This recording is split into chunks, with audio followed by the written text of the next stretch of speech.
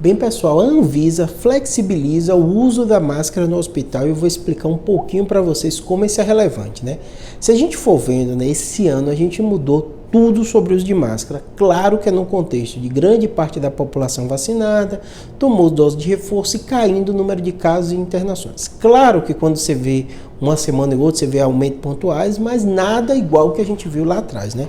Então, nesse cenário que a gente está vendo hoje, né, de queda de número de casos, um certo controle da Covid, muita gente vacinada, a Anvisa também flexibiliza um dos últimos lugares, né, que a gente vê que ainda estava obrigatório de máscara, que é no hospital também.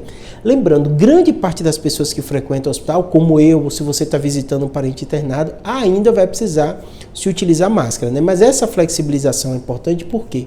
Porque de maneira geral se falava, tem que utilizar máscara nos serviços de saúde. E a gente sabe que o serviço de saúde é muito amplo.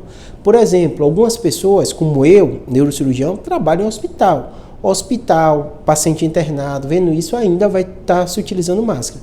Mas tem muito serviço de saúde que é para fazer um exame específico, ou você vai para uma consulta. Esses locais, a Anvisa colocou que não há mais obrigatoriedade, mas você tem que seguir a orientação que cada serviço de saúde está dando, né? Por quê? Porque o serviço de saúde, a gente sabe que a Anvisa fala como país, como Brasil, mas cada serviço de saúde sabe o número de casos, o que tem, que situação tem, se tem pacientes ficando naquele lugar com Covid, né? Então, é um cenário que é uma diretriz, né?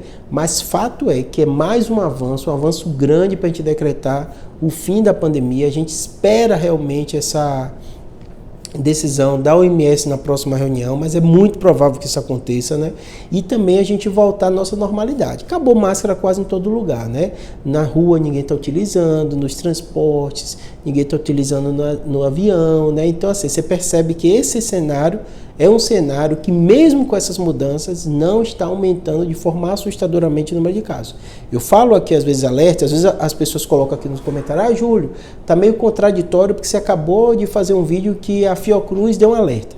O que acontece? A Fiocruz, ela está analisando, né, os dados da Infogripe, eles saem e eles veem o que está acontecendo no cenário global. Então, se 7 estados, acho que foi o último vídeo que eu fiz e tinha alguns comentários disso, colocou que aumentou o número de casos, a gente tem que falar que aumentou o número de casos. Ninguém está falando que está com um boom absurdo de casos, ninguém está falando que a morte e internação aumentou de forma assustadora, mas se não reduziu e aumentou, a gente tem que falar que isso, e a gente tem que ficar atento, tá bom? Lembrando, o Brasil foi muito coerente nessa fase final da pandemia, quanto às medidas sendo retiradas sem grande aumento, né? A única coisa, né, uma das coisas que eu critiquei, né, foi a questão da talento, a vacinação com a bivalente. Claro que com esse reforço do OMS, dizendo que não era tão necessário, né? As pessoas estão pressionando menos, mas eu acho que talento seria bom a gente já estar protegido contra a Ômicron com a vacina bivalente, e a questão de não ter dados diários mais, né? Então a gente tem que esperar uma semana, e aí se aquela informação com a semana é difícil a gente interpretar, porque ficou muito tempo, muitos dados, muitas vezes também imprecisos, tá bom? Espero que tenha ajudado, vamos continuar seguindo, vamos continuar vendo as orientações, mas são notícias muito boas.